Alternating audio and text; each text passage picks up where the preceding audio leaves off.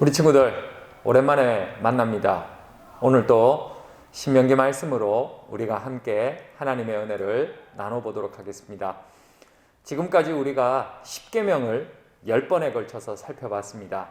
이제 십계명이 끝나고 계속 신명기 말씀으로 우리가 함께 하게 되는데, 이 신명기 말씀이 또 우리에게 어떻게 은혜를 끼치는지 우리가 생각하면서 계속 신명기 안에 머물러 있었으면 좋겠습니다.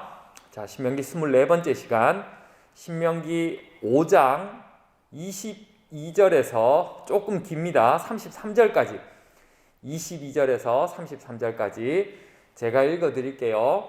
장면을 한번 상상해 보시면서 말씀을 들었으면 좋겠습니다.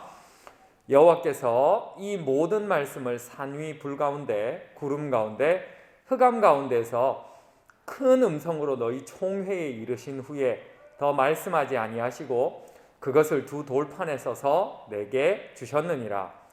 산이 불에 타며 캄캄한 가운데서 나오는 그 소리를 너희가 듣고 너희 지파의 수령과 장로들이 내게 나와 말하되, 우리 하나님 여호와께서 그의 영광과 위엄을 우리에게 보이심에 불 가운데서 나오는 음성을 우리가 들었고, 하나님이 사람과 말씀하시되 그 사람이 생존하는 것을 오늘 우리가 보았나이다. 이제 우리가 죽을 까닭이 무엇이니까? 이 큰 불이 우리를 삼킬 것이요, 만일 우리가 우리 하나님 여호와의 음성을 다시 들으면 죽을 것이라. 육신을 가진 자로서 우리처럼 살아계시는 하나님의 음성이 불 가운데서 바람을 듣고 생존한 자가 누구니까? 당신은 가까이 나아가서 우리 하나님 여호와께서 하시는 말씀을 다 듣고 우리 하나님 여호와께서 당신에게 이르시는 것을 다 우리에게 전하소서. 우리가 듣고 행하겠나이다 하였느니라. 여호와께서 너희가 내게 말할 때에 너희가 말하는 소리를 들으신지라. 여호와께서 내게 이르시되 이 백성이 내게 말하는 그 말소리를 내가 들은즉 그 말이 다 옳도다. 다만 그들이 항상 이 같은 마음을 품어 나를 경외하며 내 모든 명령을 지켜서 그들과 그 자손이 영원히 복받기를 원하노라. 가서 그들에게 각기 장막으로 돌아가라. 이르고 너는 여기 내 곁에 서 있으라. 내가 모든 명령과 규례와 법도를 내게 이르리니 너는 그것을 그들에게 가르쳐서 내가 그들에게 기업으로 주는 땅에서 그들에게 이것을 행하게 하라 하셨나니, 그런즉 너희 하나님 여호와께서 너희에게 명하신 대로 너희는 삼가 행하여 좌로나 우로나 치우치지 말고 너희 하나님 여호와께서 너희에게 명령하신 모든 도를 행하라. 그리하면 너희가 살 것이요 복이 너희에게 있을 것이며 너희가 차지한 땅에서 너희의 날이 길리라. 아멘. 우선순위라는 말이 있죠. 무엇을 가장 중요하게 여기는가?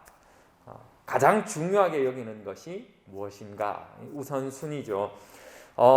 옛날에 재미쓰라고 하는데 가정의 불화를 일으키는 우선순위와 관련된 질문이 있었습니다. 예를 들면 이런 거죠. 당신의 아내와 부모님이 물에 빠지면 당신은 누구를 먼저 구할 거냐?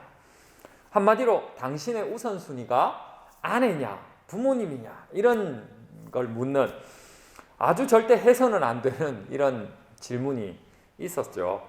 누구를 먼저 선택해도 싸움이 일어날 수 있는, 절대 하지 말아야 할 질문이죠.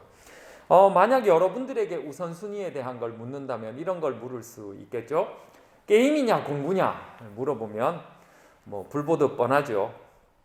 게임이라고 대답하는 친구들이 거의 대부분일 것입니다. 왜냐하면 게임이 공부보다 더 중요하다고 생각하기 때문이죠. 우선순위는 그 사람의 가치관에 의해서 결정이 됩니다. 무엇을 가장 중요하게 여기느냐. 그런데 놀랍게도 이 가치관을 따라서 그 사람의 말과 행동과 선택이 결정되죠. 즉, 우선순위를 보면 이 사람이 가장 중요하게 여기는 것이 무엇이며 어떤 말을 할 것이며 무엇을 선택할 것이며 어떻게 행동할 것이라는 게 다 설득되어지고 이해가 되어지게 됩니다. 우선순위는 굉장히 중요합니다. 질문자의 마음에 들기 위해 마음으로 대답하는 것과 입으로 대답하는 것이 다를 수 있지만 결국 그 사람의 행동과 말, 선택이 그 사람의 마음에서 드러나기 때문에 우리는 그 사람이 가장 중요하게 여기는 것이 무엇이냐를 단박에 알 수가 있게 됩니다. 오늘 본문을 보면 하나님은 이 10계명을 이스라엘 백성에게 주시고 이것을 가장 우선순위에 둘 것을 요청하십니다. 그것을 위해 하나님은 굉장히 놀라운 방법, 신비스러운 방법으로 나타나시죠. 하나님이 산 위 불 가운데 그리고 구름 가운데 흑암 가운데에서 음성으로 나타나십니다. 생각해 보십시오. 하나님은 이스라엘 백성을 지금까지 구름 기둥과 불 기둥으로 인도해 주셨습니다. 이스라엘 백성들이 생각하는 하나님은 불과 구름이었습니다. 그런 불과 구름으로 하나님이 딱 나타나신 거죠. 그리고 그들에게 말씀하십니다. 그리고 하나님은 깜깜한 어둠이 있는 가운데, 흑암이 가득한 가운데 유일하게 생명력이 있는 말씀으로 이스라엘 백성들에게 말씀하십니다. 그리고 이 음성의 내용이 무엇인가 하면 모세에게 조금 전에 주신 이 10가지의 계명을 꼭 지키라, 이 내용이었죠. 하나님의 음성이 말씀하시는 이 계명을 지키는 것은 이스라엘 백성들에게 굉장히 중요했습니다. 하나님이 이스라엘 백성에게 제시하신 이 10가지의 계명은 허상이 아니었습니다. 지키다 말아도 되는 것이 아니었습니다. 평생에 지켜야 할 정체성이었고 가장 우선순위로 지켜야 하는 삶의 방향성이었습니다. 이 말씀이 귀에만 들렸다가 사라지는 음성으로 존재해서는 안 되는 그런 중요한 말씀이었습니다. 그래서 하나님은 이것이 선명하게 드러날 수 있도록 두 돌판에다가 10가지의 계명을 적어서 누구나 이 계명을 볼 수 있도록 하셨습니다. 사실 우리의 생각은 시간이 지나면 사라져 버리죠. 오죽하면 선명한 기억보다 흐릿한 메모가 더 낫다라는 말까지 있습니다. 이 말은 결국 하나님께서는 10가지의 계명을 이스라엘 백성들에게 가장 우선순위에 두기를 원하셨던 것이고 어떤 것보다 최고의 가치로 여기고 말과 행동과 선택의 기준에 있기를 원하셨습니다. 왜냐하면 그것이 이스라엘 백성의 정체성, 하나님의 택한 백성이 가져야 할 정체성이었기 때문입니다. 하나님은 이스라엘이 이 말씀을 그냥 듣고 지키는 것만을 말씀하지 않으셨습니다. 쉽게 이야기하면 당근을 주신 거죠. 너희가 이 말씀을 지키면 내가 너희들에게 복을 주겠다. 그리고 너희들이 차지할 그 땅을 내가 확실하게 주겠다라고 약속하고 계시는 거죠. 우리가 한 번씩 부모님으로부터 이렇게 부모님과 거래를 할 때가 있지 않습니까? 특히 부모님이 우리의 모습이 너무 안타깝고 속상해서 얘야, 네가 뭘 잘하면 내가 네 원하는 거 사줄게. 네가 필요한 거 사줄게. 그 이야기는 뭡니까? 우리가 해야 할 일을 하기를 원하는 부모님의 간절한 마음이죠. 그것처럼 하나님께서는 이스라엘에게 필요한 것들을 주시겠다고 약속하십니다. 너희가 계명을 잘 지키기만 하면. 그래서 이스라엘 백성들은 이것을 받고 사실 어떻게 보면 굉장히 두려움 속에서 받지요. 그리고 이것을 지키기로 맹세를 합니다. 그러나 사실 그 과정이 쉽지는 않아요. 그 말씀을 계속 지키는 것이 쉽지 않음을 나중에 다른 성경을 보면 알 수가 있습니다. 아무튼 하나님께서는 이스라엘 백성들에게 나타나셔서 이스라엘 백성들이 하나님의 계명을 잘 지킬 것을 당부하십니다. 왜냐하면 그것이 이스라엘 백성의 정체성이었기 때문입니다. 오늘날 하나님께서는 우리에게 불처럼 그리고 구름처럼 또 어둠 속에서 음성으로 우리에게 어떻게 살아야 할지를 알려주고 계시지는 않습니다. 다만 하나님께서는 우리에게 어떻게 살아야 할 것을 하나님의 말씀인 성경책을 통해서 어떻게 살아야 할 것을 알려주고 계십니다. 우리가 하나님의 택한 백성, 하나님의 자녀가 되었기 때문에 우리 또한 마땅히 그 하나님의 계명을 따라 지켜야 합니다. 그것이 우리의 정체성입니다. 그러나 실제 우리의 정체성은 어떻습니까? 얼마 전에 친구들에게 물어봤어요. 여러분, 공부해서 1등이 좋으냐? 로또 1등 되는 게 좋으냐? 참 재밌게도 친구들의 대부분이 로또 1등 되는 걸 원하고 있습니다. 공부 1등이 중요한 게 아니에요. 로또 1등이 되기를 원합니다. 왜? 바로 돈이 생기니까요. 우리가 오징어 게임에 열광하는 이유가 뭘까요? 나름 그들이 공평해 보이는 재밌는 게임을 하기 때문입니까? 아닙니다. 그 게임을 통해서 이기면 받는 상금, 어마어마한 상금 때문에 우리가 오징어 게임에 관심을 두는 것 아닙니까? 우리가 살고 있는 이 세상 보십시오. 모든 생각과 행동과 선택의 종착지는 돈입니다. 우리가 살아가는 우리가 살고 있는 이 세상의 대부분의 사람들은 그 정체성 한가운데 돈이 존재하고 있습니다. 우선순위가 돈입니다.